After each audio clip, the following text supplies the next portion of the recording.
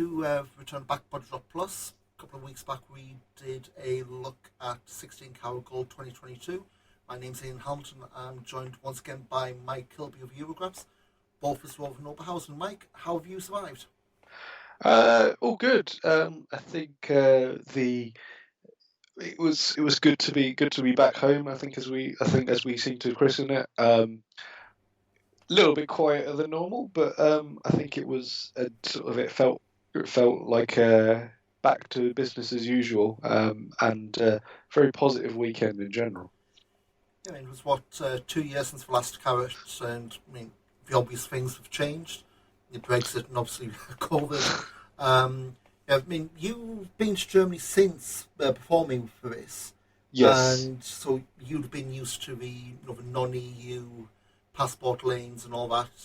Um, yes, I think I tweeted and I got wrapped up in knuckles from someone who remained nameless.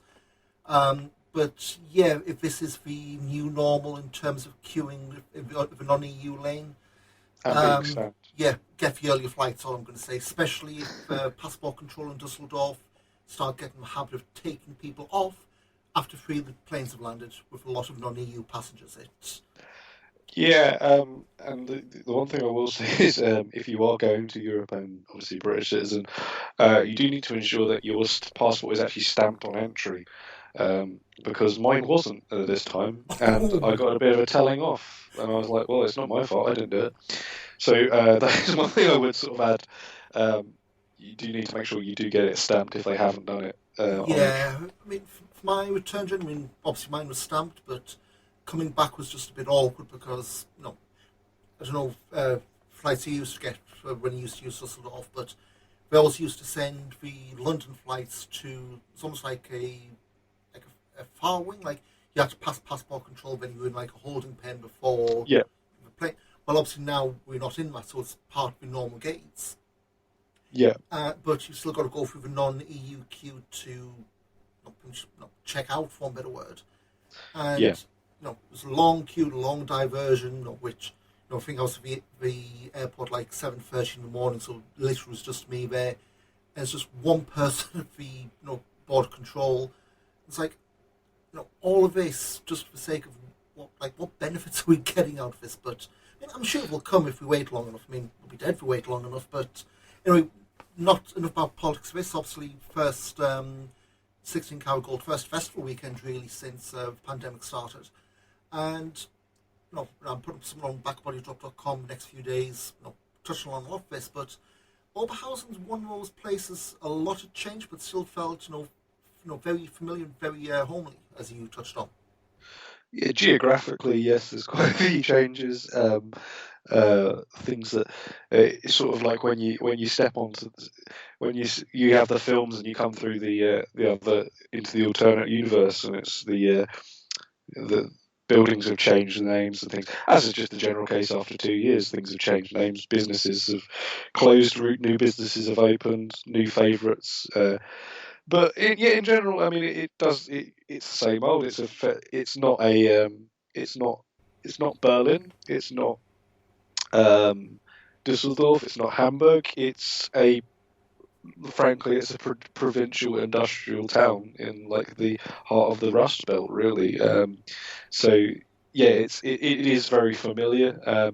Not much had changed. There's a few things had been tarted up. The Turbinenhalle has had, which obviously where a lot of the shows have gone. Turbinenhalle 1 at least, where we was. That's had a good fresh lick of paint.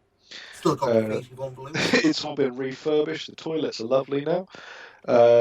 They've paved out the front, so you're not standing in a bomb crater in the car park. But yeah, it's all been freshened up really. But yeah, not much has changed. As I say, it felt like being back in an old pair of slippers, really. So before we got to Turbine Hall, of course, I guess for the last time, unless plans change horribly, made that trip to Essen's Old Nord for they built the last inner circle in Essen. Of course, Wrestling Academy moving to Gelsenkirchen late for summer. And I think we spoke up, going in, six-match cards, looked pretty decent for inner circle. I think more than delivered. I mean, looking at cage match, maybe being a bit harsh. I think this is giving it 5.3 out of 10, which is a bit. But again, it's in a circle. You're not going to get your carrot strength matches. This was. They don't like using the term warmer, but it was a good curtain race. It's a taster menu. It's always what it's like. It's a little taste of what's to come. You very often get to see the big imports in a very very unique situation. It's as I say, it's the academy is quite literally a garage, and there are less than 100 people in there. I think according to this, the official number is 95. Spectators, you're all stood together, which felt great. You're all stood together, and you're seeing, Fuminori Abe, for example, having his first match outside of Japan, as far as I know, in a garage. So it's like, it's perfect. It's always a bit of a mixed. It's always a bit of a mixed bag sort of show, a bit of a broken biscuits thing. You get a little, maybe you get the odd teaser for what's to come, but then you also do get the odd person who has a match against somebody they won't have any interaction for the rest of the week with. So, but yeah, I thought it was. I wasn't sure what to expect going into it, and after the show finished, I was like, Joe, if I was still kind of unsure how I was going to react to the rest of the weekend, because Inner Circle's a bit of a world of its own. But after that, I thought, well, if Inner Circle is the best we have this weekend, I'm still very happy, and thankfully, amazingly, it did get better. So, really, really good show for me. I mean, you were talking about Fuminori Abe. Yeah. One thing I was really impressed with, and not totally caught off guard, the fact we were all able to stand. We've done a few academy shows where it was all seater. I think Tass said to us afterwards, the rules they had were they could have had standing, but if they put seating out, they had to fill the seating first, which I've been to shows which have been standing and seating.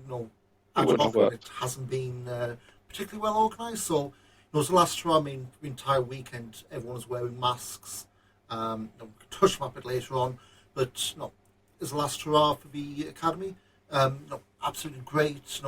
Like old time's sake, except for all that bits of cloth in front of our faces. Yeah, it's always a bit. It's always a bit of a raucous atmosphere. There's nowhere, well, short of possibly the cockpit, there's no venue which is as intimate as that,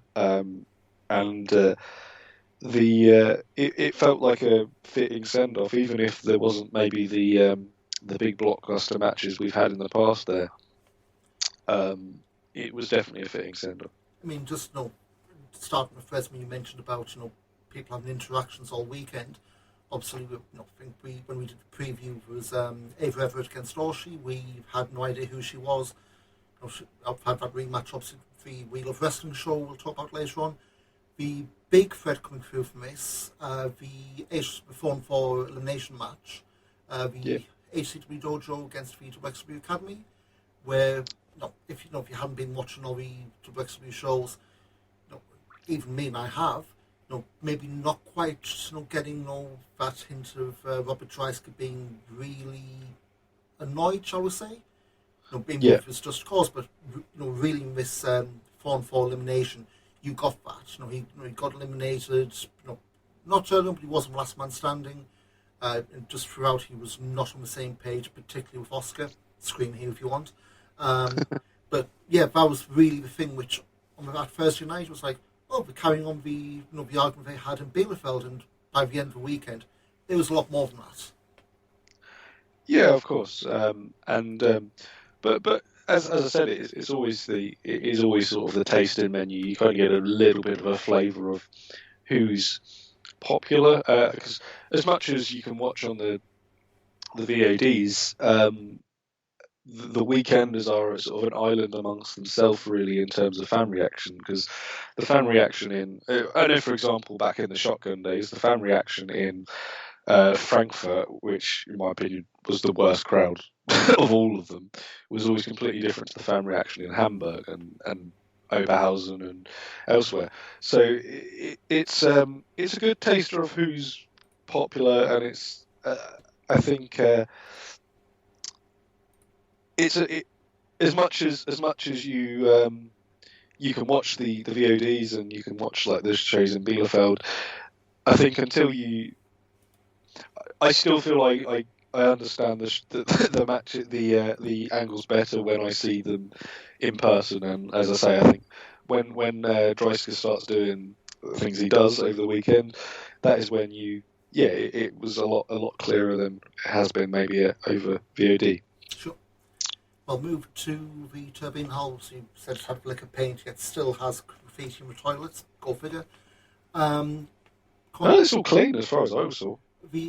All of mine used had graffiti, but no, wasn't as bad as the old days, obviously. But we said night one 730, which is about 20 short of capacity, which, considering everything that's been going on, that's got to be a massive win for them. Just run through, obviously, had the alternate five-way, Hector Invictus winning over Oscar, Norman Harris rotation, and Ninja Mac. Ninja Mac was a late addition for all this. I think it was the Thursday, just for the circle, he announced he was part of the five-way, had a big scare for flight. I think it was United, some issue.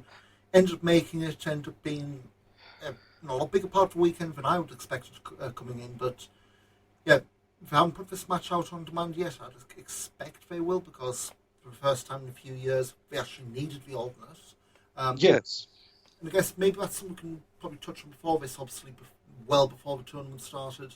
Francesco Chiwa dropped out, needing knee surgery. Lufisto replaced him.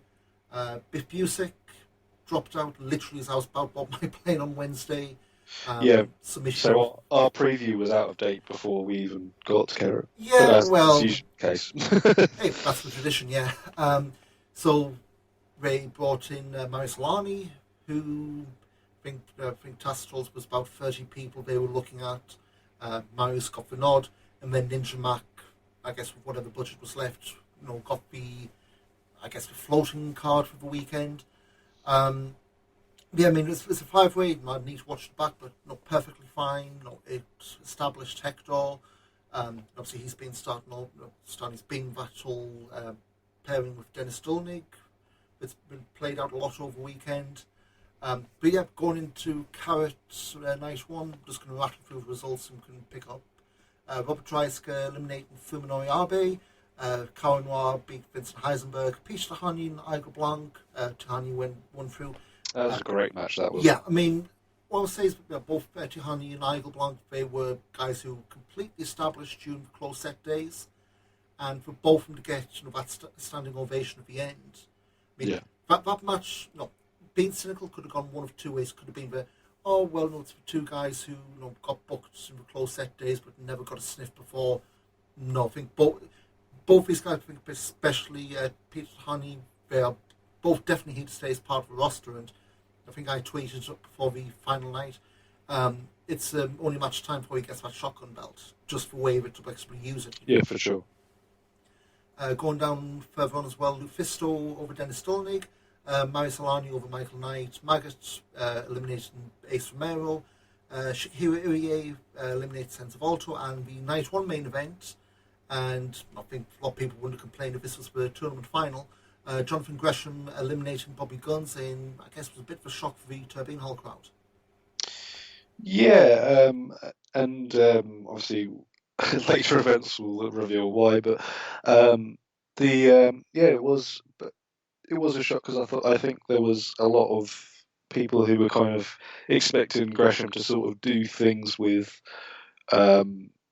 do things around the tournament, as you always have somebody sort of big hanging around doing other things in the tournament. Over the weekend, you usually have, like in a way, like how Matt Riddle did one year. He was sort of floating around sort of the other matches on the card because he got eliminated on night 2, sort of thing. So there's it was a surprise. It was a really good match though. I think Guns, I don't need to be sold on him, but I think a lot of people maybe do. I think he's kind of proved a lot of maybe the hype that I think people said was maybe unfair for a long while. I think he's rising to that level now. The 2 years in the closed set era, he's established himself. He's obviously been watching his tapes a lot in lockdown, maybe more than he ever was, and he's technically there's never been I don't think there was ever a point where he looked out of his depth this weekend. No. And I think for all of his for the big push he had sort of in 2018, 2019, I think there's some people who do think he was rushed there. And now I don't think that's the case.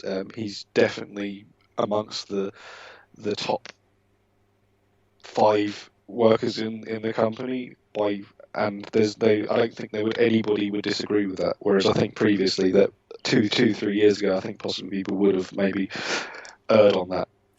And what I would say about Bobby, obviously he was the champion going into the pandemic.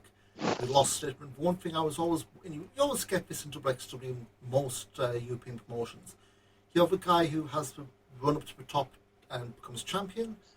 When they lose the belt, there's always that massive question mark. And we had that run for a while where they've lost the belt, they've been signed, they've gone elsewhere.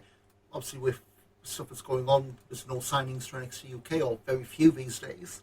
But WXW's managed to find a way to keep using Bobby Guns without him being almost like a spare part. Like you'll have some guys who've been former champions, they hang around, there's clearly nothing for them to do. Well, yeah, I think, for example, for after he lost it the first time, I think Jörn was kind of a little bit like that.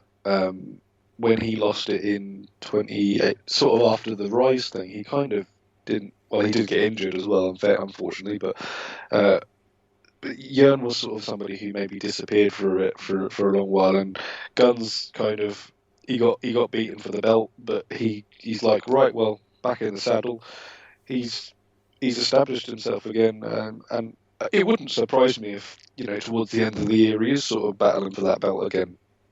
But I think especially in the context of the wider weekend, I don't think there's any sort of shame to be had in losing first round to Gresham at all. No, absolutely not. Again, we can pick up on plans that may have been, but night one, this was Saturday. Just go with the showcase show. This hasn't dropped on demand. It probably will by the time this gets uploaded. Smash put forward Psycho Mike against Von Vertigo. We can touch a bit more on Psycho Mike on the Wheel of Wrestling. Very unlikely star of a weekend, I'd say, just because of his stick. But again, I think that's proof that a really good character will probably almost always trump someone who is bland but really good in the ring, I guess it's fair to say. Yeah, that's fair enough. Very popular. I say we don't want to go too mad about it because it's not dropped yet. Well, yeah. Plus, so again, we're giving out spoilers. So, but Academy Trophy, Oscar unseated Golden Boy Santos. I haven't got much times here, but Santos had held that title since it won just before the pandemic started. So, unfortunate timing. November came out. I think that was his first defence of it as well. Unfortunately, so. New Academy champion Oscar, insert your screen here, plenty of people did, and we can touch on the Wheel of Wrestling show late, but by that show that dropped the Sunday afternoon one, I think the fans were starting to break Andy Jackson on commentary. It wasn't even everyone yelling at the same time, it was, I guess one of them was you, just the odd person yelling completely out of sync, they're not good for the end. That is going to make people crack, I'll tell you now. Yeah, it's with regards to Oscar. It's the end. It does seem a bit mean spirited to sort of shout when it does go quiet, but I think you can't avoid it when you see something cool like that. Okay, we can touch on that, but just even on demand, it's funny live, but when you see it on demand and you just see your people and others joining in, it's got a chance of catching on. Next up, the Bodyzoid tag title match. Apparently, it's the first time these belts had been defended, or first time we'd even had the tag belts. Rivality, that's MBM and Ultima Sombra beat Les Enfants Terribles, George Balzac and Gustave Le Brun. So Rivality had worked thanks to hardcore TLC match for Wrestling Cult a couple of hours earlier. The show finished as that show finished whilst this showcase show began. So it's a pretty quick literally less than an hour, I think. There's a pretty quick hop over the car park to get here. Yeah. But so they won the Wrestling Cult tag titles on that show. Brought them to the ring with them to the point where I was genuinely confused. Like, are these vacant tag titles? Are we defending them? MBM and Ultima Sombra won the titles, and just looking at their cage match, their carry-on case is getting pretty full. Obviously won the Cult titles and the Bodyzoid tag titles.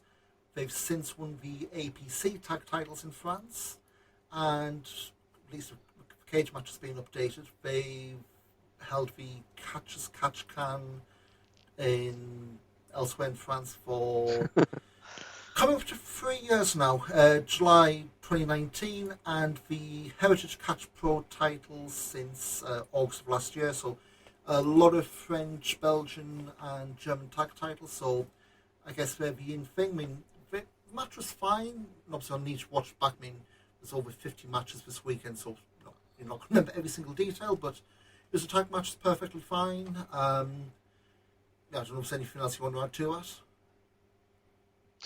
that. No, not really. I think it's the show in general was just the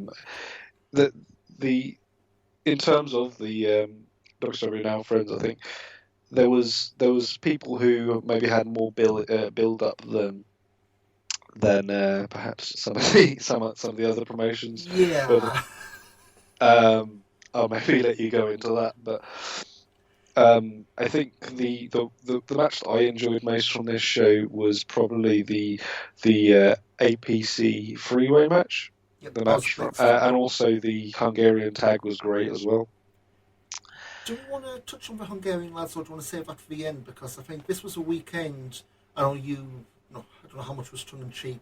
Mentioned about how the Hungarian scene is what we thought the Irish scene was, but I was doing that to get some nibbles, as you know me so very well. I think by this is just a as good time to say about it than any other, really. So obviously part of the weekend is basically the backbone of the Hungarian wrestling scene effectively descended on Oberhausen en masse, basically for about a month or so, from what I understand. And it was something crazy, like 40 odd people from the various promotions had gone, wasn't it? It wasn't photograph. It was I don't know the full, but I remember from Zikra Sadova said it was like 26 Hungarian wrestlers on a plane. And also they had like the camera crew, and maybe it was fluent because they did have a. I saw in the credits there were like Hungarian people in there as well.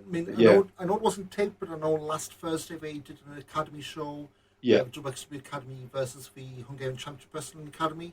So they said it was 26 there for Carat. It would not surprise me if that number rose afterwards. But the fact that you've got from an entire country that many people, flocking, to there, and not all of them got booked. So the fact you have them there just to watch, obviously as wrestlers, it's an encouraging sign and a healthy sign as well, I would say. Yeah, and the thing is, like, every one of these. So the backbone of the scene, as far as I can tell, I'm not going to profess to be an expert. I have friends who probably are bigger experts on this, but the backbone of the scene is effectively the areas of Hungary who, I think, if you're into European wrestling, you know them. I think at this point, by far the most complete and accomplished, and just probably the best tag team in Europe at this point. Wrestled a lot in the UK as well, but at least in continental Europe, there's nobody better at all. Through Hungarian Championship Wrestling and Passion Pro, I believe, you have two very, very good promotions out of Hungary. But also two very, very good schools. And I think the Arrows are teaching them the right way, in the same way that the whole point of the WXW Academy was they were being taught the right way. And they've produced some incredibly gifted wrestlers. You have the Gulias brothers. Gulias Jr. has obviously been working WXW for a lot of the pandemic anyway, but he's I don't know whether it's a shoot or a kayfabe brother, but them as a pairing was like a two bulldog style pitbull tag teams. You know, they're two just a really hard hitting tag team. You had Maverick, who back in Hungary, I think is actually one of the top guys on some. I think he did hold the HCW title, from what I understand. So he's sort of on the top thing, and you can see a bit of Ilya in him. And you have obviously Peter Tihani, who's been working in Germany for a long while. To be fair, he's been working in Berlin a lot, but he's sort of headed over to WXW during the pandemic, and one of the best juniors I've seen in Europe for a long time. It's just that's not everybody who's gone over, and just from top to bottom, professionals. They have great looks. They have interesting gimmicks. They work 100 miles an hour. Their gear looks good, which you know they can talk well. They show intensity in the right places. It's a healthy scene and everybody sticks together, and I really excited to see what the next 2 years, if they're that good now, and that's amidst a pandemic and how, you know, desolated the rest of Europe has been through outside influences in the business. I'm fascinated to see how good they are going to be in 2 years' time, when they've got 2 years of running in front of big crowds in Germany and hopefully the UK. I mean, you know, all we can do is push for some promoters, Andy. But I mean, we look at these guys. I mean, you know, you've called out a lot of them, and I don't like naming names to that extent because I always feel bad of, oh, what about this person? But you know, you look at an entire scene which, you know, if you've been paying attention, I know HCW have had a load of like taped shows online. But yeah, HCW's been around for a long while. To be fair, and I've sort of watched them occasionally in the past, because I remember they always seem to run big houses, and they would often have a lot of sort of the big British guys over there. But as I say, Passion Pro. Sorry, you was about to jump into it. I assume, but Passion Pro sort of are running more the bespoke. Passion Pro feels a bit more like old WXW. Yep. Maybe more than. And there's absolutely nothing wrong with HCW in the way they present the product, but HCW seems to be more of the general and wider. It's more appealing, I think, to a wider audience than probably Passion Pro is. Not to say that that's a bad thing at all. And again, going for like HCW, I scroll through Cage Match and I see them come up all the time. Like, we've got this HCW Underground series with, you know, tapes and runs all the time. But you know, look for names. I mean, you talk about, you know, Berlin, like Benchy, who was, you know, a pretty big thing in GWF for a while. You know, you've got, I mean, we touched on it earlier, but that Urchi, you know, I've looked at very few matches in, but a lot more, you know, I'd say, you know, as composed as pretty much anyone across that entire weekend, which, you know, speaks volumes, like we say, for training. You know, you like, you know, Maverick, who, you know, did GWF, you know, before, at least be Who's Next, Tamashabo, you know, to the point where he got Kolaski's been the champion for God knows how long. So, and those were just the guys who they booked. Like I say, Yeah. you know, assuming, knocking wood this note, we don't have, you know, COVID-2, electric boogaloo, or whatever you come up, and we all go back into lockdown, or WWE decides, well, actually, we do want care about the European scene, we want to strangle you guys even more, or what have you. Yeah, I think, you know, the Hungarian scene, if we, you know, come around to some of 2024, that has got a very good shout of being the next hotbed, assuming there's no outside forces comes in and wipes stuff. But yeah, worth keeping an eye on it. I mean, the fact that, you know, Hungarian Championship Wrestling, you know, they have all, you know, they put all the underground shows online. Passion Pro put the shows online. again, coming off a weekend, I saw a few tweets, guys from Germany planning on travelling to Passion Pro shows, as fans, and I think Stickers, looking to coordinate. That's the kind of thing you want in wrestling. Not you guys, you're coming to our company, you're watching. I mean, you want to embrace fans from all over the place. Who cares if they're travelling from another country? As long as they're being obviously respectful and all that. Yeah. But the fact that this weekend, I almost feel bad in the sense that we had this is like we spend a lot of time talking about Hungarian lads, but they put themselves forward. They showed up and showed out, as I've said. And in fact, we've got a lot of people think WXW was really good. They're almost steady, and we know they're reliable. But we've also got these guys over here who are going to be the next best thing. And yeah, I mean, I'm going to be keeping an eye out on anything from the Hungarian scene. Passion Pro is keeping an eye on. I know they are booking a few guys from WXW and a few from the UK as well. Where they go, I think it's going to be really interesting for the next 18 months, 2 years. Yeah, for sure, and the thing with WXW is I've always felt it's a promotion that it puts the industry to the front of its sort of thinking, in the sense of 4 years ago they had Wrestling Deutschland 1, and they didn't need to do that show. Where they, for example, they said, every promotion in Germany has been invited, and you can put on a match, and providing it's you've got 15 minutes, you can put a match on. And they didn't need to do that, but they do it for the betterment of the industry, because rising waters raises all ships, in the sense of that sort of sense. So, I honestly believe that us talking about how good Hungarian wrestling is on a WXW podcast isn't an insult to them at all, because it's exactly what they've always been standing for. They're not there to put people out of business like other things are. It's not a closed shop. I mean, it's always been a positive place. Yeah. And again, last one, at least for now, about all this. I mean, you've got the WXW Academy. There's only so much that one training school can put out. Yeah, exactly. And somebody like Norman Harras or Oscar, for example, an Oscar going to work in Hungary. It's a new experience, and it changes. The crowd changes wildly between cities in Germany. Like, the crowd in Hungary is completely different to the crowd in Germany, and it's only going to be good for someone like Oscar. It's the way wrestling's meant to be, if you're building yourself up. Yeah, for sure. Finish off the showcase show. Touched on Emeritus over Carlos Zamora. I think which was Alice King Callis meant to be on there. I'm not sure what happened with the card change.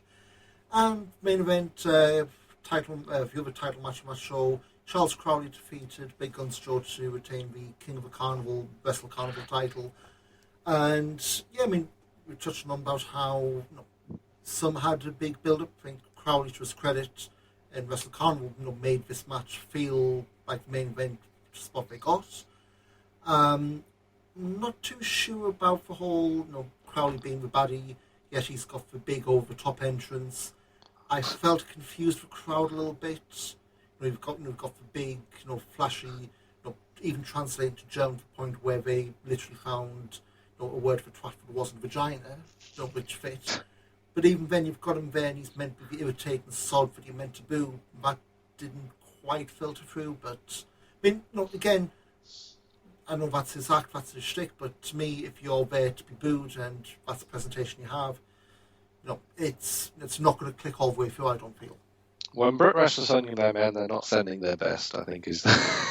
Well, that's it is incredibly confusing. So it was a great advertisement for how British wrestling is these days. I think to be fair to them, Crowley was very incredibly popular with the German crowds, and the general vibe I get from the German fans I follow is that he was very, very popular. People calling for him to be back at Carat next year, which I don't know if that's something, but I don't know if there's something to that. But yeah, that it was popular for people, but that's exactly the point. These showcase events are a variety performance. They're not. There's going to be something for everybody, and even if we don't like it, it's meant to show what different things there are around in Europe. And Wrestle Carnival obviously is not really my sort of thing in general, but it's an incredibly it's a very popular promotion in Germany. There's lots of people I know who quite like it. I'm not entirely sure why, but it's just the way it is. So yeah, I think it was the build-up was fitting of the main event, but I don't really think the match or really anything beyond that was. Yeah. I guess you can probably touch on, or you kind of did, compared to previous years, not much of a British presence. Obviously, we had Cowan One in Carat, Crowley and Big Guns Joe, actually, showcase show. I think outside of it, I don't think there's much for Who is there now? I don't think there was nice. that much presence, but yeah, like say, our scene has been decimated for a variety of reasons. Yeah, there's beyond probably Michael Oku. What star is there in Britain now? And politically, I don't think there's a political reason, but it's beyond Michael Oku. Who is there in Britain? Especially on the weekend, because there was obviously a lot of shows going on back home. But yeah, exactly. So speaking of stuff, I don't come to Germany to watch British wrestlers usually. Speaking of stuff that may not be everyone's cup of tea, Ambition came back. The Shield style tournament, and we did the same thing. 8-man elimination tournament plus a next generation fight and a super fight, which card subject to change. Biff Busick, obviously we said, dropped out. Maurice Lani was meant to replace him. He injured a shoulder on the Friday night, so as we get to cause problems later on. So Jonathan Gresham subbed in against Fast Time Mudo. Yeah, I mean, I guess for one thing everyone's talking about from this show, that goddamned headbutt. Yeah, it was. I think a lot of people. There's usually an Ambition match which sort of creeps into most people's top match of the weekend, and I think the semi between Irie and Abe is definitely the one that's creeped into a lot of people's top 3 matches anyway. It was sickening. It was very, very reminiscent of the Ikeda Ishikawa Super White from 20. But yeah, all in all, it was a bit of a patchwork Ambition tournament. I think there's people who you would have probably liked to have been in there in normal circumstances who weren't. But all in all, I think again a very good show. I think there were maybe people who maybe question the winner. Are we about to talk about that? Yeah, I mean, shows dropped. Yeah, Bobby Guns. Yeah, so tournaments. Yeah, Bobby Guns wins over Abe in the final, and again, there was the odd question, but I think the last 2-3 years he's proven his wrestling chops, and I think maybe over Abe is. I don't know whether that was a bridge too far, but even so, I think I think it was a very, very good tournament. It's actually one of the Ambition shows tournaments I've enjoyed quite a lot. It's not always my favourite thing, but I did really enjoy this one. And I think, and again, the whole weekend was all seated apart from the circle. I know one of the big draws of Ambition is, you're able to get up to ringside if you want to do so. Yeah, I mean, I think with this one, I enjoyed it. It was obviously, it's Tim, you say, hills, peaks and valleys. You're always going to get those kind of things. But yeah, I mean, Guns over Abe in the final, I'm not complaining. I think for Tamasero, it's a consolation prize for going out in the first round. Probably a bit harsh phrasing it like that, but yeah, it absolutely was not a bad show. I mean, I'm looking at Cage match. You got quite good ratings. Yeah, 2 people giving it 8 and 1 giving it 3. I would guess the person giving it 3 maybe doesn't like the style, which, again, each to their own. Yeah, I mean, the whole thing, people just can remember that headbutt by virtue of the fact that WXW put it up as a 5-second clip on YouTube, so that's going to be in there for all perpetuity. But think we've won as well. Irie over under Cara. I think one thing that stood out, just tasked trying to get them off Ender because I guess the whole stoppage thing didn't get communicated well. But yeah, pretty solid ambition, and we're not doing one for in October. May as well bring this up now. World Tag Team Festival's back, Mike. Way! The best tournament. It's always been the best one. Now, would you prefer elimination of a round robin format? Yeah, sorry, do I prefer which one do I prefer? The round robin or the elimination? I prefer the round robin tournament myself, but Tag Team Festival suggests to me it might be going back to the elimination one. But I don't know. Judging by how cursed Tag Team Festival was in 2019, God, that was a few years ago. I don't know whether they will go to that. I think they might go back to the round robin. Well, I think tickets back on sale in May, and I mean, literally they've announced it's over it's Reunion Day bank holiday weekend, which is so it's Saturday to Monday. Which is, I mean, for those of us booking time off work, really, you could probably get away from 1-2 days as opposed to the rest, but nothing yet being announced whether doing an inner circle. By then, they should be in Gelsenkirchen, but say tickets go on sale in May. It's like I say, if I can get there, I'll be going there. I mean, we can touch on this after the night 2 one, but it's not like the rest of these hurting the tag teams these days, especially when you look at the Hungarian lads and others they can bring in. Yeah, if you get the arrows in there, you get a few of the other people. Yeah, plenty of teams that are up for grabs, right? So may as well move on to the night 2 show. Sold out 750 fans. Again, the fact that you're in the middle of a pandemic, the fact that you're selling out, even if it is a half full Turbinenhalle's great. The 2 matinee shows we talked about there, about 340, 350, which half of your reduced crowd, still pretty damn good.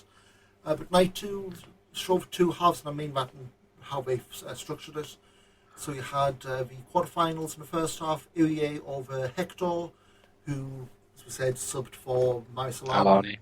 Yeah. I think it's the first time since I wrote this down, because I looked this up and I know Emil Satoshi has come in as an alternate for 3 years, which I think that's the record. But in terms of Satoshi was the last alternate to be used in 2018. So yeah, that pre-show 5-way wasn't just to make the numbers, folks. They do actually use the alternate when we need to. So Irie knocked out Hector. We had the whole thing of Dennis Dolnig trying to G him up and then get thrown up. Actually, let's bring this up from night 1. The promo, Dolnig, obviously he's the annoying best friend, he thinks, of Hector. He thought Hector qualified for Carat, but why is he not in? Then there's the promo, which my German it's enough to get by, but the finer details and need subtitles. And the promo with Hector and Dolnig on night 1, Hector said, "It's a very long ramp. You might fall off and break your leg, or you might walk down the ramp and a light falls up and hits you, and that's what I'm there for. Break a leg, Dennis." And just how pathetic it was, and obviously it wasn't broken leg, it was a shoulder injury, but just the timing of it all was a bit... But yeah, so Hector came in, wasn't blasted with him that night. Jonathan Gresham eliminating Peter Tihani in 7 minutes. Pretty good match, I thought, for disparity for what it was. Lufisto eliminating Maggot, and Robert Dreisker over Karen Rob. This is where the really big trigger was pulled with Dreisker. He had Anil Merrick with him at ringside. This is where the real bullying started in terms of ordering him around, ordering for back, nearly getting counted out because of it.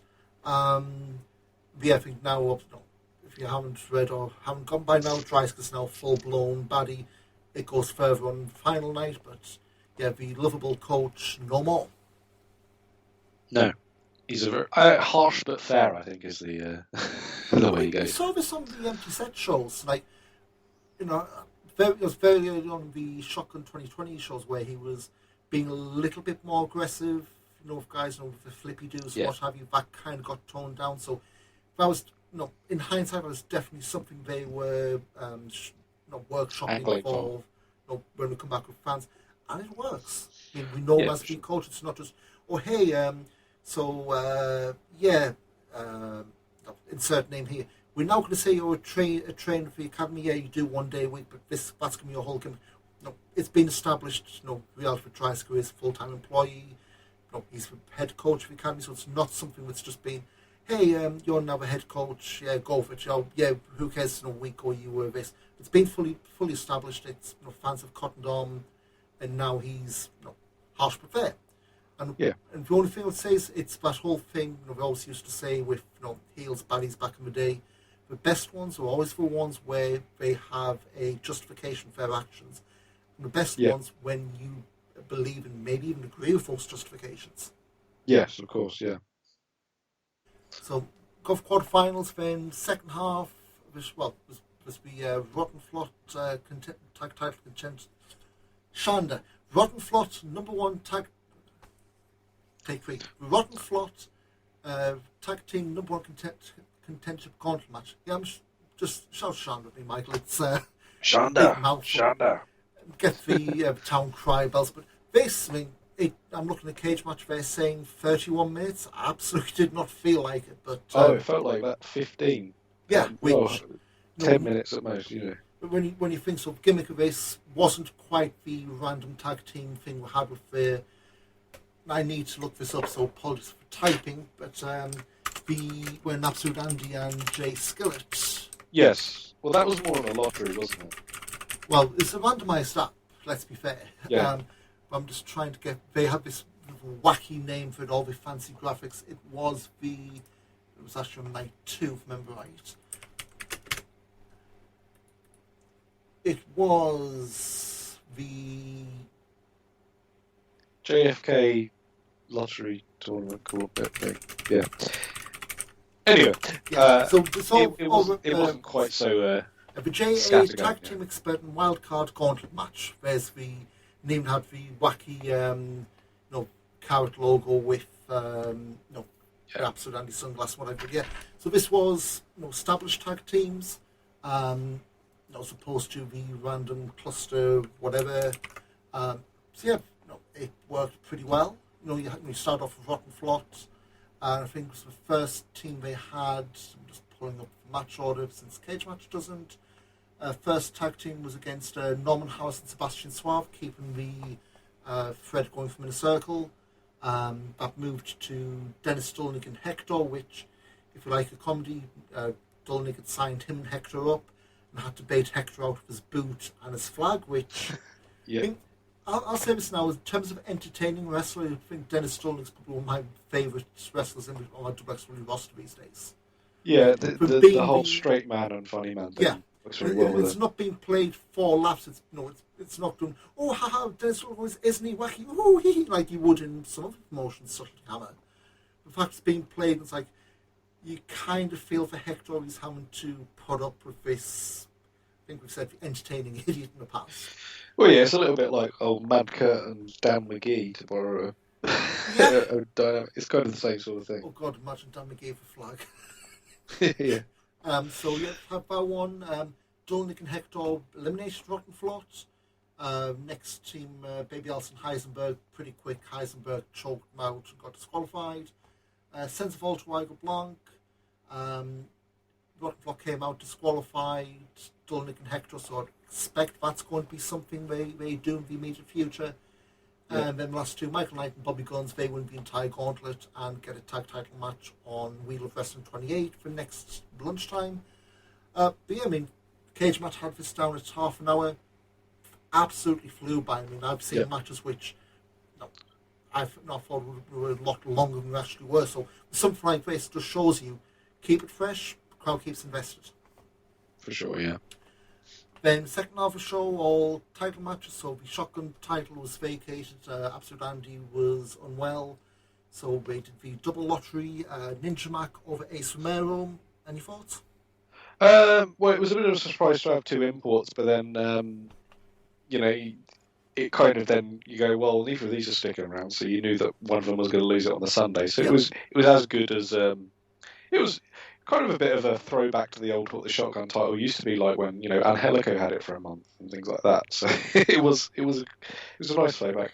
Yeah, Don't really have much to say about the match, to be honest, but the whole concept of having two imports fight for it was quite exciting. World Tag Title, Fast Time Noodle, Stephanie Mays regained the belts of the House of Hungary. Yeah, we thought this was going to happen, didn't we? I think in the preview. It was. I don't necessarily know if it was the right decision, but it was the sort of rice pudding-esque. It was the rice pudding ending. I think that a lot of people wanted for this. Yeah. It was a good moment for Carat and its historical thing. A really, really popular team. I think the only thing maybe hurt, obviously both teams were goodies, so you're not going to get, it was a little tricky, but again, you could tell the moment they want. Mudo and Mays won the tag titles in the MT Arena shows. Didn't even get to defend them before they had to vacate, so this was almost their big coronation. House of Hungary looked really strong, and I have to say both these teams you'd expect would be in the World Tag Team Festival, so if the Owls get their crowning moment, you'd expect that's where it's going to be. Yeah. Women's title match, and talking about imports, winning Ava Everett beating Eva Kolaski. Now I know Ava's still going to be around with the WXW for a while, so I was kind of expecting the title change just on that, but at the same time, still very surprised if they actually pulled the trigger on this one.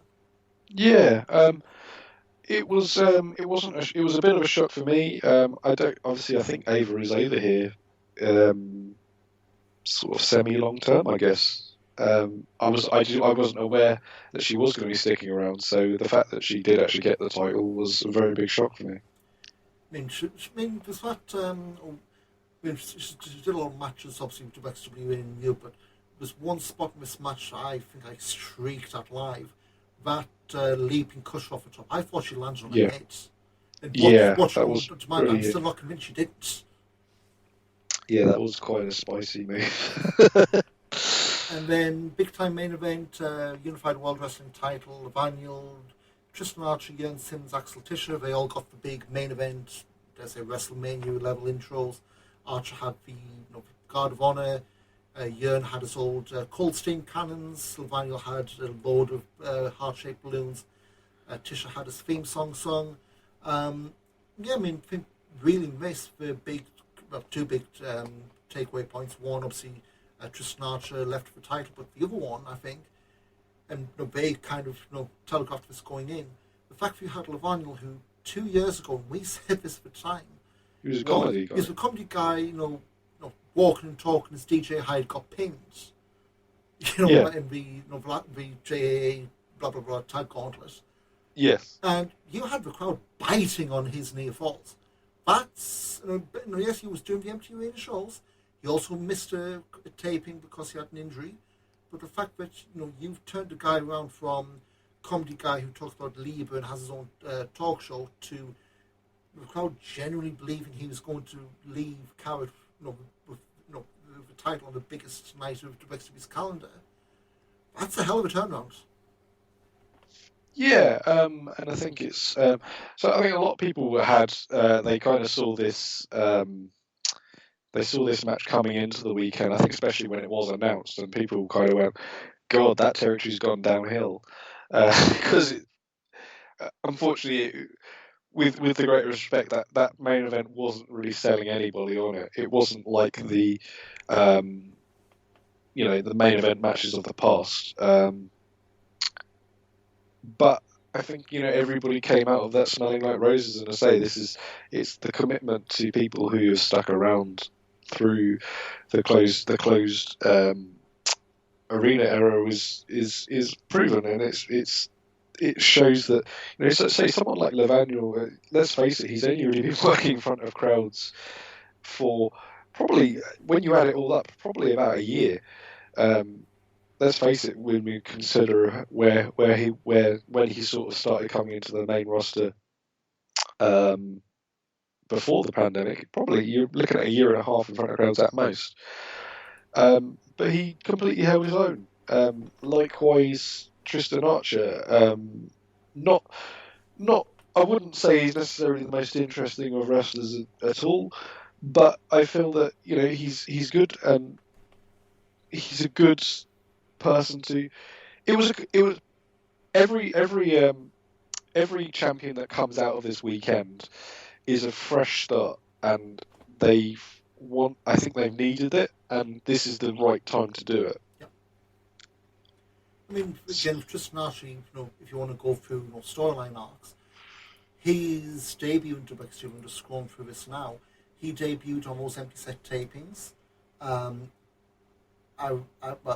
Ironically, made a brief a couple of NXT UK enhancement matches. We debuted on those empty set tapings. Shortcut for top 2 years ago, lost to Bobby Guns. Went to catch Grand Prix. Came pretty close, but didn't make the finals in the end. I think his was the final day eliminator with Mario Solani, if I remember right. When it went through to the finals, he had that early loss to Heisenberg in the first match.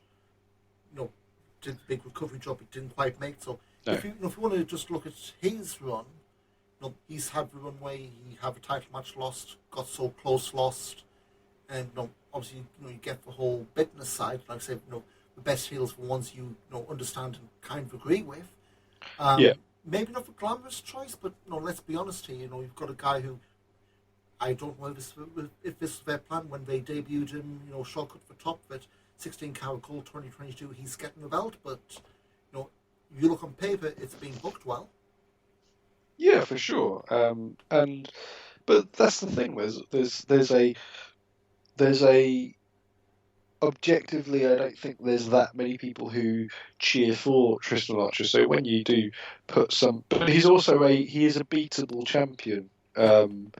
I would argue. So if you do put somebody very, very popular over him, it's going to be a very joyous occasion, I think. And I think it's a very, very smart.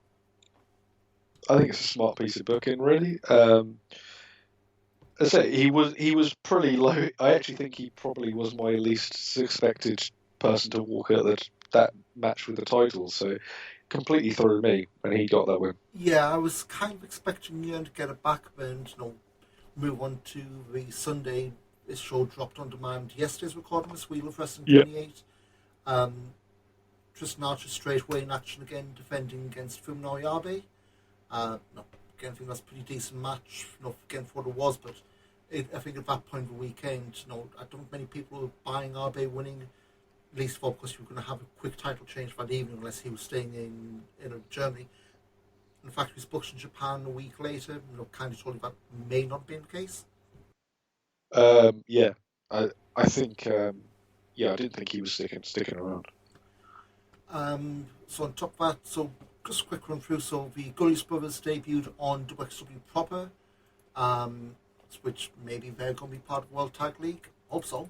That'd be lovely. Oh, I absolutely would not complain about that at all. Unfortunately, went down to Jörn and Laniel, both of them back on the same page, and I guess they're going to be a tag team for a little while. Yep.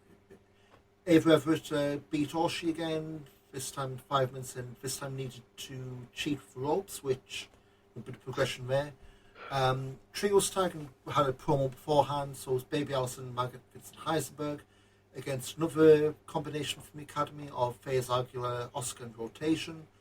You had that match was really good. Yes, 6 minutes. It was a really, really thing, but that was really, really good, that match. I think Allison probably good times. Allison has basically my vote as the most improved wrestler of the past 2 years in Europe. She's incredible now. To quote somebody from another podcast who remain nameless, back at Carat 2020, she was described as someone who wrestles as if she's wrestling underwater, and now she's just very good.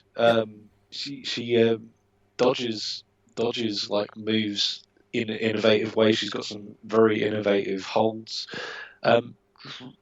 The look has been refined and is excellent now. The pairing with the pairing with Maggot and Heisenberg to an extent as well is is genius. It's just one of the most biggest improvements I think of anybody in Europe, possibly even actually even in the world. Genuinely, I can't think of anybody Yeah. who's improved as much as her. And again, we keep talking about the empty set here. She wasn't one who had that many matches during Rolls. Like, she was obviously around the way. But I think she's someone who's definitely benefited from the removal of basically the introduction of the intergender matches.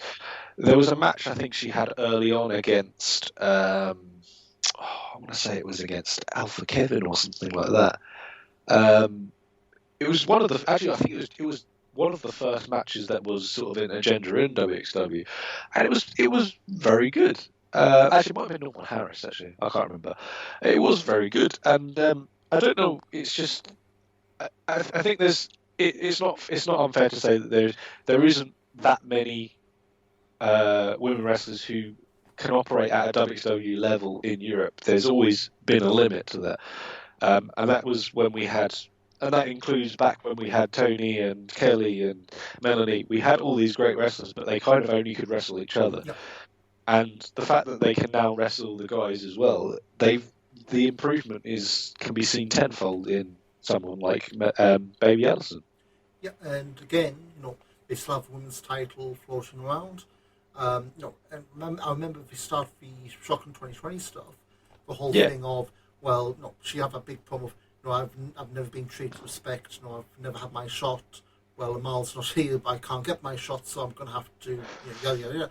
And, here we are, 2 years later, and, just for massive strides that's being made. And it's not she's the best of the bad bunch. No, she's genuinely good. Genuinely good. I think if you put her over and if you put her on a show in the UK, she would be, if you put her in the UK scene nowadays, she would be one of the top 5 wrestlers, one of the top 5 women wrestlers of any in the country, for sure. And you get on it. Yeah.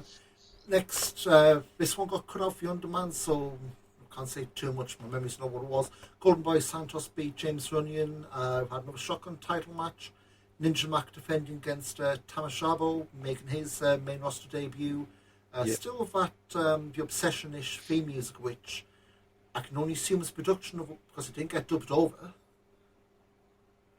Yeah, must have been a production issue. Someone find it. So that'll be on Silent Things in a few weeks. They did a wildcard 8-man tag. Main thing this was they pulled partners out at random. So you had Nikita Charisma and Mikhail Schenkenberg on opposite teams for the comedy. Dennis Stolnig was with Charisma, Lawrence Roman and Sebastian Suave. Schenk's team was him, Norman Harris, Psycho Mike and Vaughn Vertigo. 14 minutes and as I don't want to say holiday camp style show, but match, but just in terms of the entertainment, match of the night for me. Yeah, of that show, yeah. I think, to be honest, in general, that was just the Sunday morning show was just very, very good. I think it was one of the best.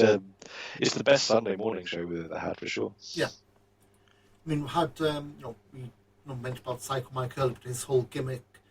You could guess by the name, but his big spot, as you were, or one body slam, which keeps stuff simple, it gets over. Keep it simple, stupid. Mm-hmm. I've heard others make for comparison. He's been to one session of the WWE Performance Center, and that's it, because he loves staring at that hard cam. Yeah, he knows how to work the hard cam. Yeah. And Oberhausen ate it up, so I mean, keep it simple. They love it. Why do more? No, for sure. He's very. I'm trying to think of who was the. Because is that the first time he's been over here? Because I could have sworn we've seen him. In Germany, yes. Yeah. So he's over for Carat 2. Well, the Carat 2 2 years ago.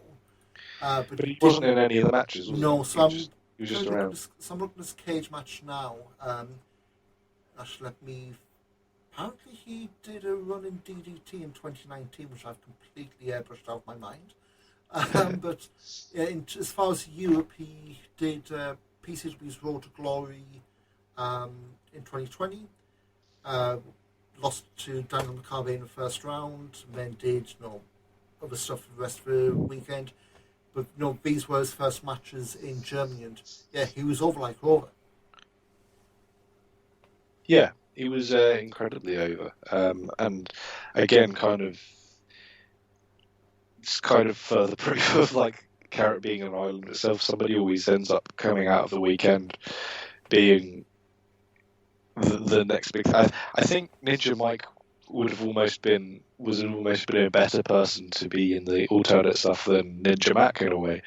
Although he does do something crazy later on in the show, um, I think Crazy Mike would have definitely fitted that as good, if not better.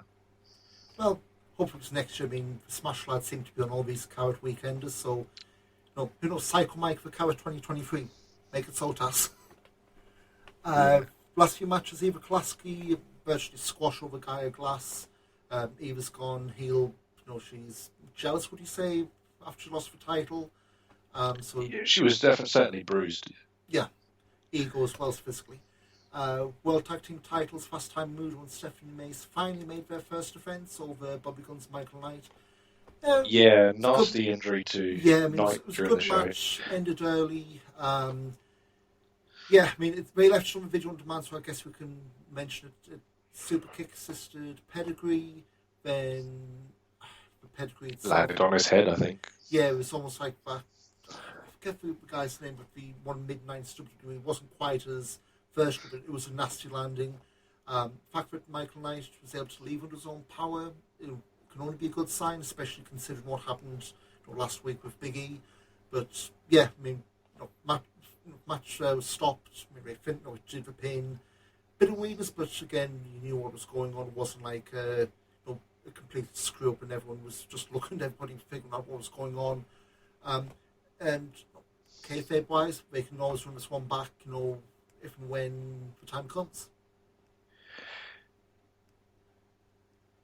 And main event said Tristan Archer over Fuminori Abe.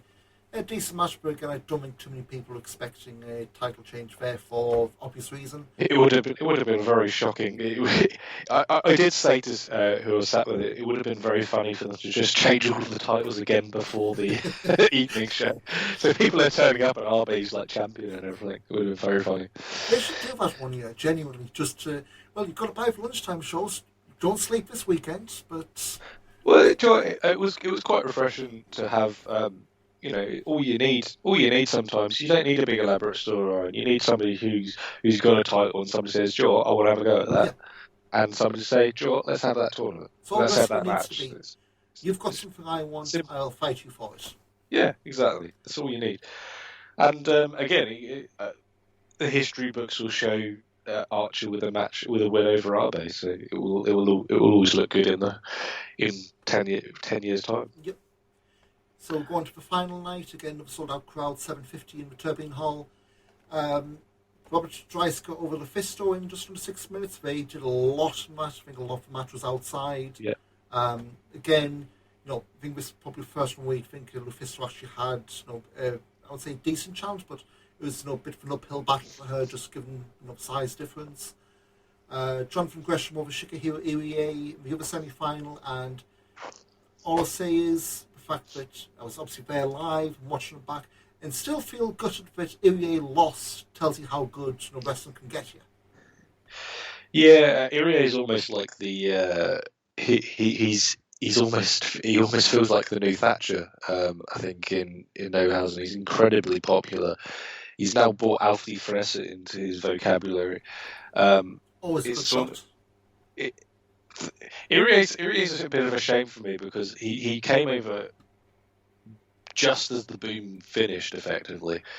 And I think if he'd have been over in 2017, 2018, he would be the biggest star on the planet. I genuinely think he would be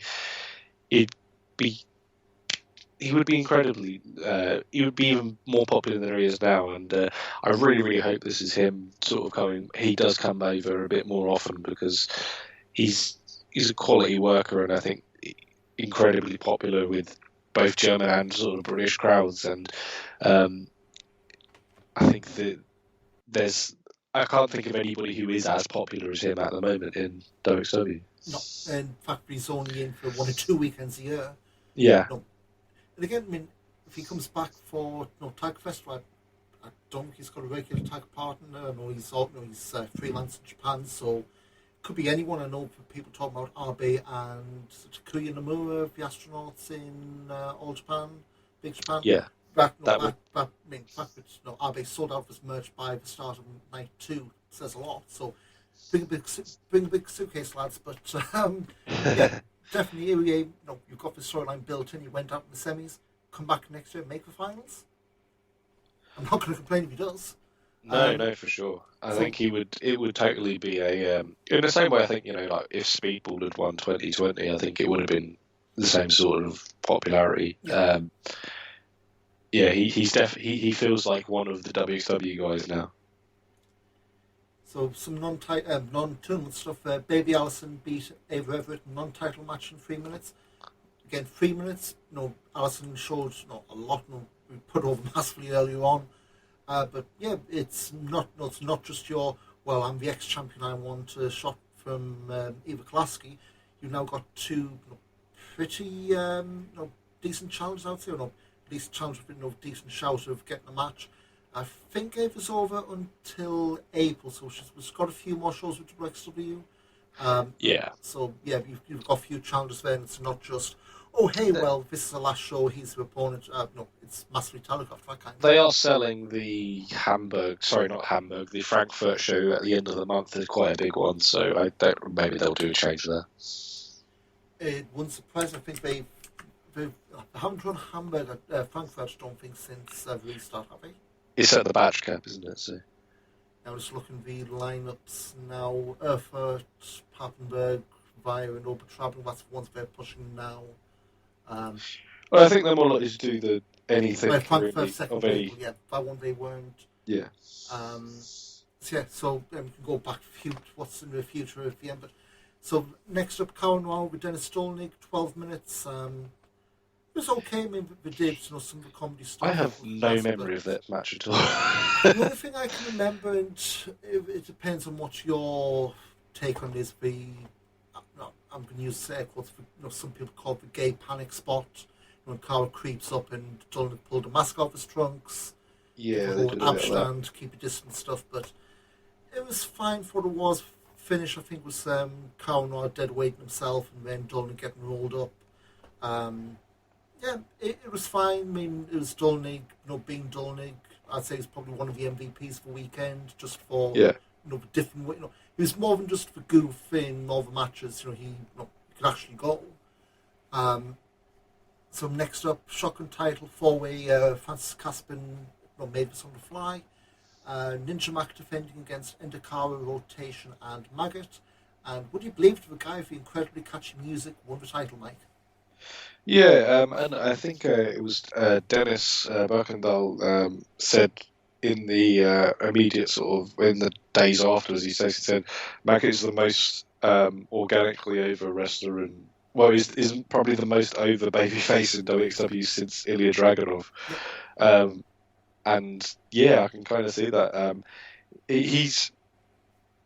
I think he's just got everything right.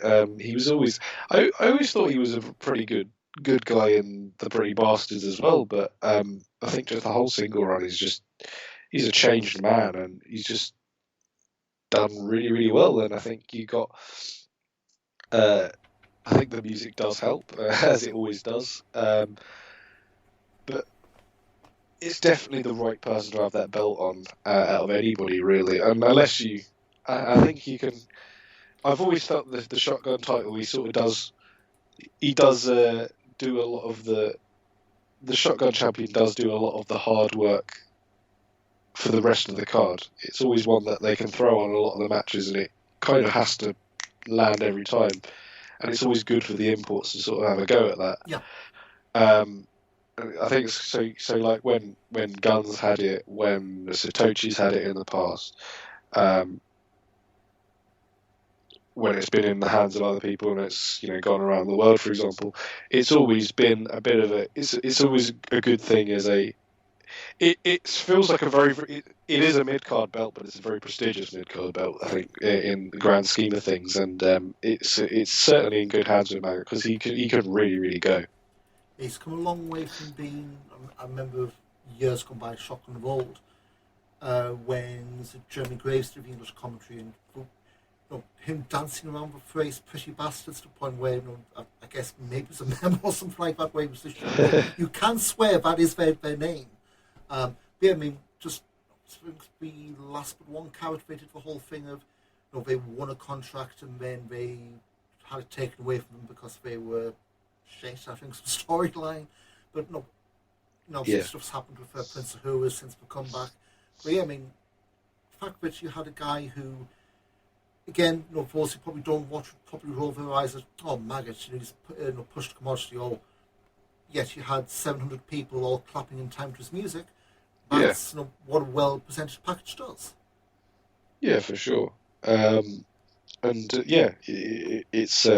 I think there will always be differing opinions on the whole music debacle in European wrestling in general, but that for me, that's proof of why music is as important as anything else in a company. So, it helps people get over. It helps establish the character. It gives somebody to. I think if you used to show anybody an entrance of anybody this weekend, you'd show them maggots because it's just so. It's a wild atmosphere when he comes out. Yeah, it's almost like country music. I mean, again, we've always talked about the apocalypse and when the real music went, but the library that WXW and other companies have access to is pretty deep. I mean, if you've tried looking around the music, you'll see how much there is, and the fact that they've actually found stuff that is more than just the generic rock beat 101 kind of stuff that actually fits the character, that actually sticks in your head, like Dennis Stolnick's music. The second you hear the opening beats, you know who it is. I got it in a circle when loop for so bloody long you can't get off your head. But that kind of stuff. Baby Allison's music. That kind of stuff where it's just it's like the old. If you know from the first 2-3 seconds, the first bar or two, whose it is. Okay, it's the bedding in process. You need to figure out who it is, but you get out of anyone. And I think WXW will mention this at the end. Their whole production crew always goes the extra mile, and it works with stuff like this. Yeah, for sure. Last few matches then, Axel Tischer over Fuminori Abe. I guess Axeman getting a win, back on the board, going back. He did have a promo before the match where he basically said that he's going straight after that title again, and he said Lavagna was the only person who actually deserved that match who actually deserved a shot in that entire match. Yeah. And I think the whole thing, I guess, for medium term, Tischer and Archer, because Tischer wasn't pinned, so you've got that natural thread. The wacky 6-man tag, it's always the tradition. Ace Romero, Igor Blanc, and Senza Volto represent Virar against House of Hungary and Peter Honey. And I guess some people are expecting bigger names, but expecting this to be more balls to the wall. But I think Salon Farrell saying this was back to the 2017s of the mid-match dance-offs and all that. Yeah, I mean, it's not something I particularly like in my wrestling. A lot of people around me, but they did something very similar in 2016, didn't they? With Ospreay and who was it with? Who was it? It wasn't Strickland, was it? No, Rich Swann, wasn't it? Hughes looking about. Yeah. Rich Swann sounds familiar about they've been in about the same time. Count 2016. So day 3 was someone Trevor Lee and Woo Woo guy against Mike Bailey and Ospreay. Whoever it was, doesn't matter.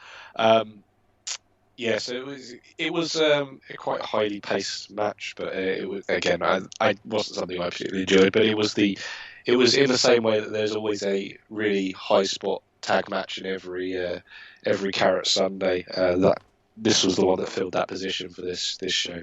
It was an easy watch, but they teased stuff. You had Taz doing with Dad dancing. You had Dover doing where I think stood right by me, looking grumpy, and then he's told toe time. It's like if it's your bag, you like it. If not, it's only 12 minutes. It's not the end of the world if you don't like it. Yeah. Tournament final, and this one 12:45 counter cage match. bit short than I would have thought, but again, no, the one thing I would say about this weekend, nothing outstayed its welcome. Jonathan Gresham over Robert Dreisker, so you've got another reason for Dreisker to be a grumpy old sod, not a grumpy Yeah. sod, less about the old, but not being grumpy because he lost the Carat final. Gresham afterwards did that whole positivity speech. Be he support wrestling. The guys you're watching here, they need a green card to get to America. He didn't. Support your local, support your favourites and all that. And then Dreisker came out to attack him and Francis Caspin to make sure we didn't get rice pudding. Yeah, it was a very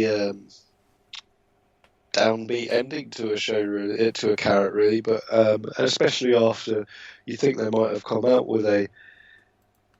But that being said, I think Gresham just holding the trophy high and that being the end of it would have been probably just as downbeat, because it was like, oh, okay. So there's something. I mean, Gresham obviously probably will be back at some point because he needs to get his title shot. But you, you do wonder where the. I think certainly that Dreisker's going to be doing more in the next 6 months in WXW than Gresham is. So it makes sense for him to for them to end on a sort of a horror ending, should we say? Get a storyline out of it rather than be a self-contained tournament. Yeah, for sure, and it exists. The tournament exists because Caranoa winning it, for example, he won it and then wasn't seen again until Catch Grand Prix. Yep. So obviously for obvious reasons, but it's not so much of us being on an island as maybe some previous tournaments have. The ending of that tournament now has consequences for the future. Yep. And touch on obviously WXW, they finally have I'll say pretty decent schedule. They went one show a month because of different restrictions coming in, but just a quick scan through. They're in Frankfurt in about 2-3 weeks.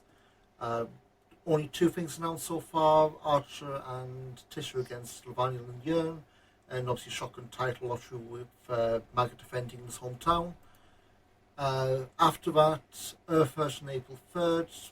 Doesn't look like anything's been announced, just a few names. Hoppenberg on the 9th. I mean, I think the general thing is that they're back to touring everywhere. Yeah, via Oberhausen, which they did a Carat Gold qualification thing a couple of years back, remember right? Yes. It was that really weird. I mean, it's an airport convention centre, I think. I think that's where Yearn got injured. It may well be, yeah. Yeah, I have a feeling that is where it was. So Oberhausen, then obviously Dresden for True Colours at the end of May. Leipzig, and then I believe after that, Oberhausen, Broken Rules and some Real Wrestlings, Hamburg for the rescheduled Dead End, and then nothing until Tag Festival, which they always go up to Shortcut, and then that's when they then announce the winner, the autumn tour. Yeah, or Shortcut's not in the schedule, but again, this obviously all subject to change. Yeah, and for sure. The fact that apart from the June thing, there's no Oberhausen dates, kind of jumps out, but we'll see. I mean, obviously, I know in Germany restrictions were easing as we were there. They're apparently due to ease again starting next week as this gets released. So who knows? But back with a schedule which isn't full of dates being moved around. Can only be a positive thing coming out this weekend. Yeah. I think sort of as a general whole overview of the weekend, it was very much a sort of it felt like a season beginning, really, didn't it? It's the start of the new season. Those who've been watching the Empty Set stuff, it was kind of the closing of that, and then it's the beginning of what's to come. Yeah, they changed all the titles. That was pressing a big reset button, intentionally otherwise. But now they've set the stall out. You've got your champion who ground away during the close set era. You've got the new star in Maga that's being made. Yeah. the tag champions who should have had their reign but didn't now have them, and something coming up with the women's title as well. So I mean, the table's been set. The shows they've got in the next few weeks aren't going to be the usual, the house show. Well, we're just going to do the same matches. I mean, the fact that everything they do is being taped and released, they can't just do we're going to have the same matches every, on Saturday and Sunday. They have to be unique. Yeah, unique. Cards. Yeah. So, again, that's kind of been WXW's strength. They have a core roster. They add local names from the side. So it's not going to be the same names in every shows, but at the same point, it is going to be all your favourites, and then maybe some might get the Gullius Brothers in for a weekend run. They might get I'd hope to have Peach Tahani on most of these shows, but you never know. But yes, I guess we may as well mention this since talk about all the extra shows we're doing. The farewell they did at the end of the Sunday show. Katya Pill's leaving WXW. Leave a pretty big hole.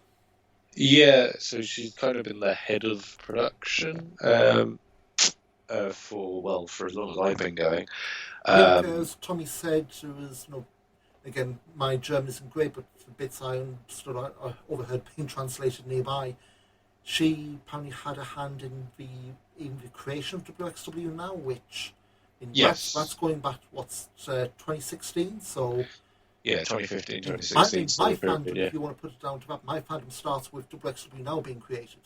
So, and I dare say a lot of people, whether they're still following or not, a lot of, especially folks in the UK, their fandom in the States and beyond, their fandom all starts with moving away or shifting away from the DVD model to actually having a VOD platform.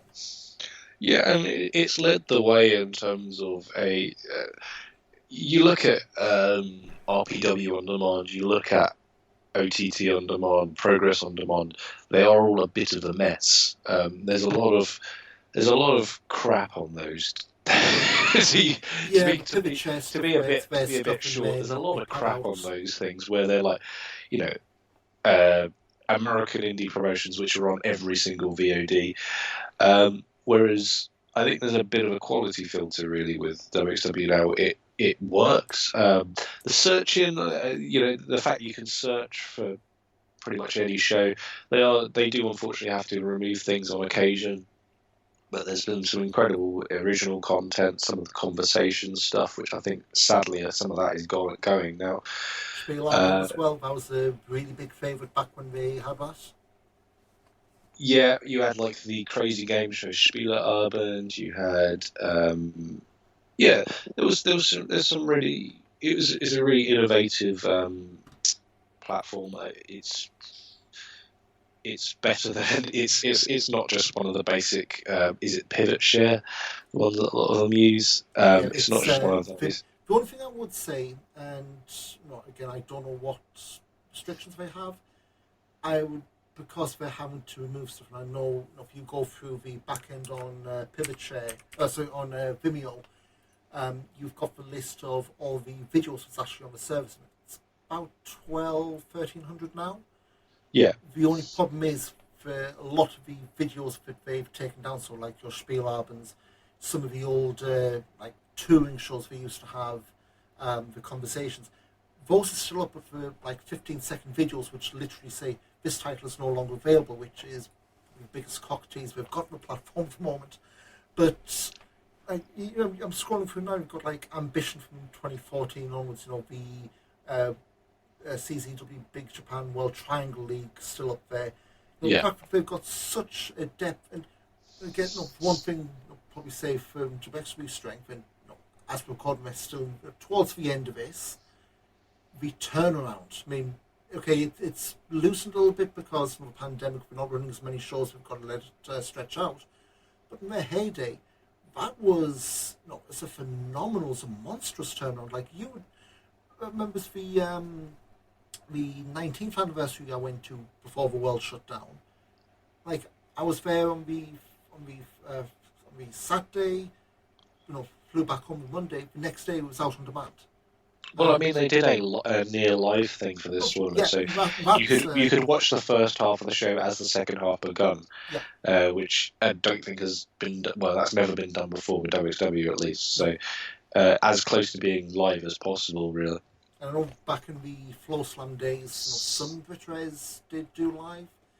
I think OTT did live as well, but definitely in terms of the current era where I think obviously Eve does live on YouTube, but no commentary. GWF does live on YouTube with the donation stuff. But in terms of being a polished product, and I'm not saying any of those aren't, but the level of it, like the fact that the final cuts were actually put out were literally things like adding subtitles, with things like fixing errant camera switches, what have you. I've not spoken much to Kachi since, or Sherge, who thinks done some of the editing as well. But the fact that the difference between the near live and final products was one, patching in German commentary, two, fixing any hiccups if wrong cameras cut to or what have you.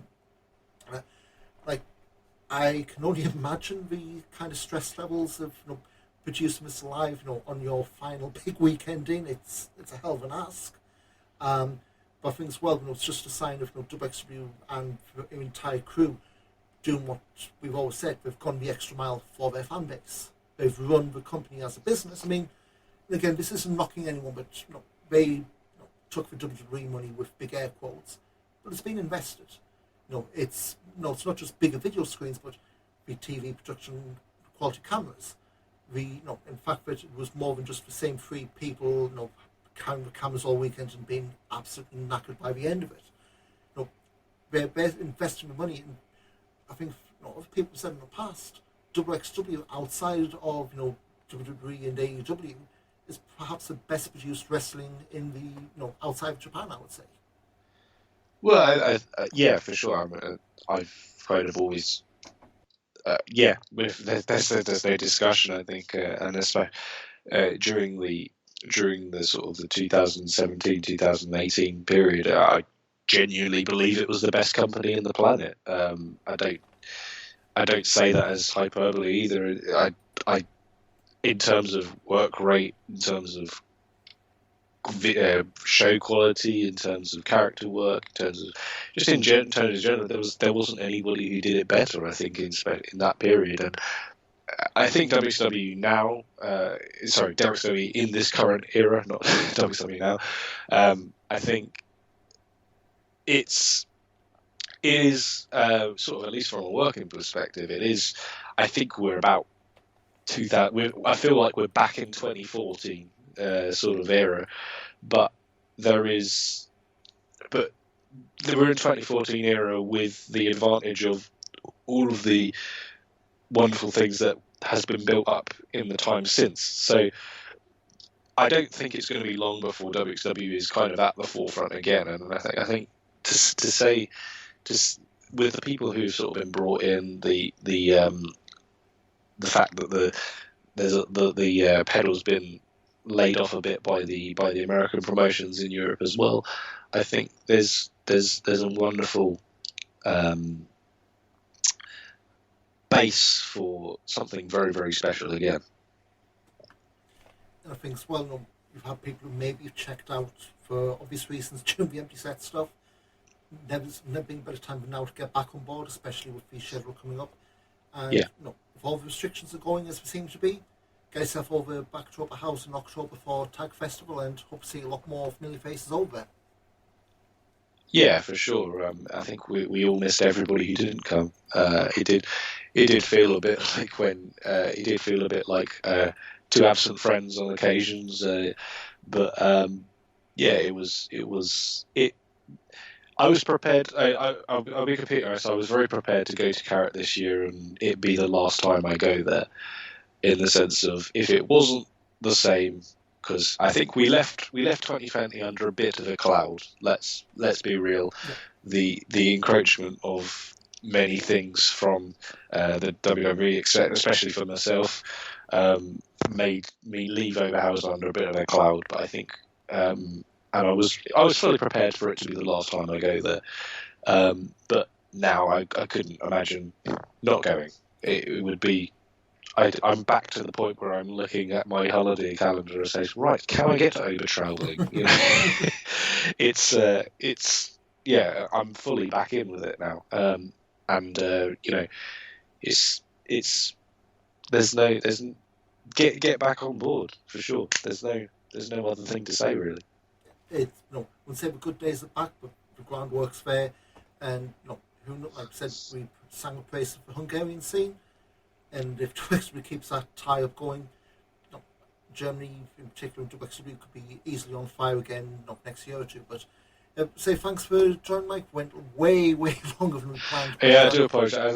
I've been Good suffering with a bit of a cold, so I do apologise if I sound anything terrible. to plug before we wrap up? Not really wrestling wise, but I do a thing on when I get it on YouTube called the Groundhoppers Guide with me and former wrestling journo Arnold Furious. We do a thing where we go around football matches, we review the grounds. That's something that you might like if you like me. But apart from that, you just follow me on Twitter at Mike Kilby, and everything else I'm at Mike Kilby. Eurograps.com, not so much going on there at the moment, but it's on there. You can read all the old reviews, and every now and again I chuck something on there, so it's a good site. We'll also have the Groundhoppers YouTube stuff linked in the podcast description. Of course, all reviews of all this, BackBodyDrop.com, plenty on there, and like I say, hopefully make this a bit more frequent than every Carat, and not 2 years for the next one. Yeah, that would be nice, I think, yeah. Thanks so much for joining, Mike, and we'll see you all down the road. Cheers, see ya.